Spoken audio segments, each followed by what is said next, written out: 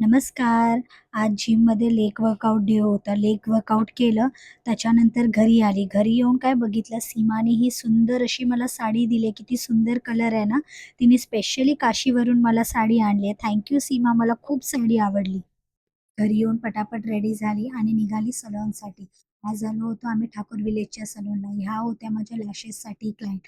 ह्या मॅमनी 3 महिने आधी आमच्याकडून लॅशेस केल्या होत्या, पण त्यांनी लॅशेसची अजिबात केअर नव्हती केली.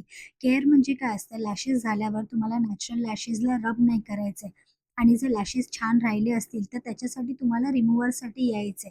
जर इन केस तुम्ही रिमूव्हरसाठी नाही येऊ शकत, सो आफ्टर 15 डेज तुम्हाला कंपल्सरी कॅस्टर ऑइल लावायचे, ज्याच्यामध्ये तुमच्या नॅचरल लॅशेसला काहीही हार्म नाही होत आणि नॅचरल लॅशेस छान असे ग्रो होतात. सो हा होता मॅमचा फायनल रिझल्ट त्यांच्या हायब्रिड लॅशेसचा. त्यांच्या लॅशेस करणं खूप डिफिकल्ट होतं आज मला. संध्याकाळी सलूनला बाय-बाय बोलून आम्ही घरी गेलो, रेडी झालो आणि निघालो आमच्या फ्रेंड्सला भेटायला.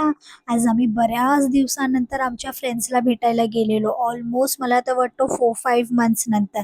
आणि इथे त्रिशवी तिच्या फ्रेंड्सला भेटून खूप तिला आवडलं. हे सगळे चिल्ली-पिल्ली गँग जमा झाली आणि ह्या चिल्ली-पिल्ली गँगनी घराचा एक पण कोपरा नाही सोडला रंगवायसाठी.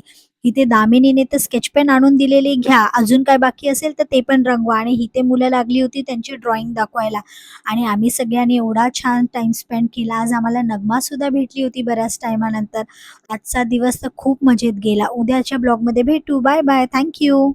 Instagramवर फॉलो करायला विसरू नका आणि प्लीज YouTubeला सबस्क्राईब करा.